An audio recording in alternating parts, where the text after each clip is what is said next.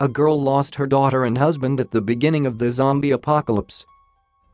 Hello all, this is Jack Epson and this is a short retelling of the first 2 episodes of the zombie series Black Summer. As soon as this video gets 100 likes, I'm releasing the sequel. Black Summer begins in the eerily deserted streets of a picturesque neighborhood. A civil defense siren blares. There is no movement and no activity. Rose and her family wait in a house that is not their own, pictures of an Asian family adorning the walls. When the siren stops, she, her husband Patrick, and their daughter Anna collect their few belongings and rush out of the house, joined by several other groups from neighboring houses. They reach a checkpoint where army vehicles and officers await to transport refugees to the emergency facility at the stadium. The daughter makes it onto the truck, but the husband has been injured and seems sick. Whatever is going on, the soldiers consider him a risk, so he and Rose are left behind as they are separated from their daughter on Black Summer. They take shelter at a nearby home as an airstrike is initiated. They can hear guns firing and explosions in the distance.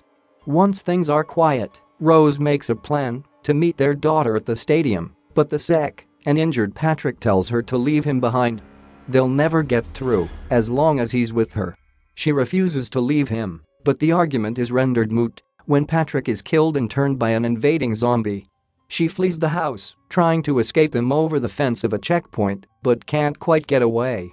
She is saved when a man in an army uniform shoots zombie Patrick in the head. Rose begs him to help her get to the stadium, and he agrees. Ryan is a young deaf man who seems a bit more either dazed or calm than everyone else around him.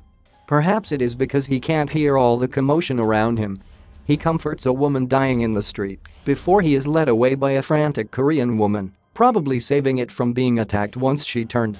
They run together and witness all sorts of chaos, people shooting each other, others being held captive, car crashes, a nonchalant whistling man walking down the street.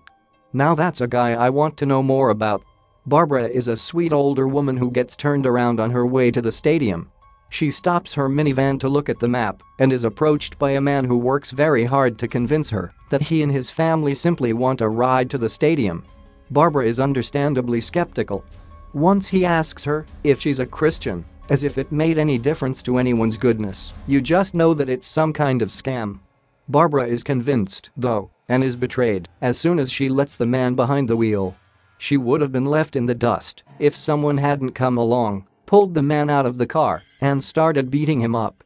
Barbara positions herself firmly in the back seat and watches the man get beaten with satisfaction. Meanwhile, the woman who was hit by the car and abandoned dies and reanimates after being left by Ryan and son. As a zombie, she attempts to attack multiple people but is unable to get into the houses. Eventually she sees Lance and his male partner through a fence and gets to them by running through a nearby house.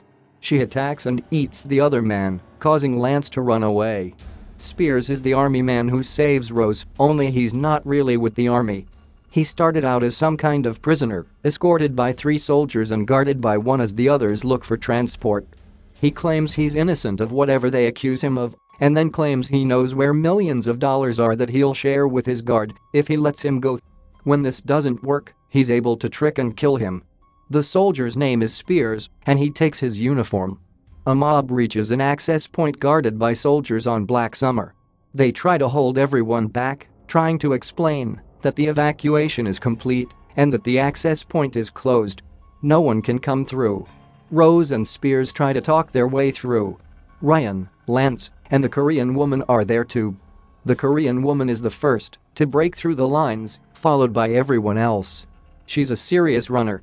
She comes across Barbara's car and gets in.